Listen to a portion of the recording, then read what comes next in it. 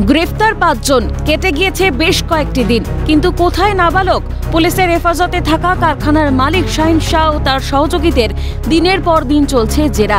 প্রত্যেক অভিযুক্তের দাবি প্রায় এক, নির্যাতনের পর ছেড়ে দেওয়া হয় ওই নাবালককে। তাহলে তারপর সে গেলটা কোথায়? কর্পূরের মতো উবে গেল। নির্যাতিত নাবালকের হদিশ পেতে রীতিমতো কালঘাম ছুটছে পুলিশের।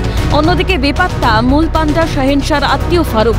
পরিবারের তরফে তার গ্রেফতারের দাবি তোলা হয়েছে। শাসক দলের ঘনিষ্ঠ বলেই এখনো অধরা ফারুক। এমনকি এ নিয়ে শাসক দলের দুই গোষ্ঠীর মধ্যে ক্ষমতা প্রদর্শনও চলছে বলেও অভিযোগ নাবালকের পরিবারের। দুই গোষ্ঠীদ্বন্দ্ব আছে তো আমাদের, দুইটাই গোষ্ঠীদ্বন্দ্ব। কার কার গ্রুপ? আর একটা তো আমার চৌধুরী গ্রুপ, আর একটা জাগিরের গ্রুপ। ও কার গ্রুপে আছে? ও তো আমাদের চৌধুরী গ্রুপের লোক ছিল। চৌধুরী গ্রুপে? নেতা সানাবাজ? হ্যাঁ, সানাবাজি গ্রুপে। সানাবাজ গ্রুপে? হ্যাঁ হ্যাঁ, সানাবাজ গ্রুপে ছিল। এখন মাথায় হাত আছে কারো নিশ্চয়ই? নাহলে নিশ্চয়ই তো কারো হাত আছে, না হাত না থাকলে এরকম হবে না, বুঝলেন তো। না হাত থাকলে সঞ্জয় দেওয়ার জন্য আমাকে কেন ফোন করবে? বারবার নম্বর দিয়ে এই নম্বর ওই নম্বর দিয়ে। দুইটা গ্রুপ, মাটিগুন্ডা এ গ্রুপ বি গ্রুপে ছিল, ওই সেনাবাহিনীর সাথে ছিল গতবার। কিন্তু এই 5 সালে আর কার সাথে ছিল আমরা বলতে পারছি না। কিন্তু ওই সিনা আর কি চওড়া করে 32 ইঞ্চির সিনা চওড়া করে বাস খালি ওই দাদাগিরি করে বেড়ায় এলাকায়।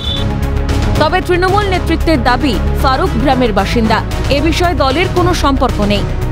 তৃণমূল বলে ওই তৃণমূল যেই লোকগুলো, তৃণমূল দল কি তৃণমূল আমাদের সুপ্রিমো মমতা ব্যানার্জি, অভিষেক ব্যানার্জি যারা আছে, ওরা কোনোদিন কাউকে বলেনি যে কোনো রকম ঘটনা ঘটাও কি কারো মার্ডার করো, কারো খুন করো। যেগুলো লোক কারো প্রাণ নিতে পারে, খুন করতে পারে, তারা তৃণমূলের লোক হতে পারে না।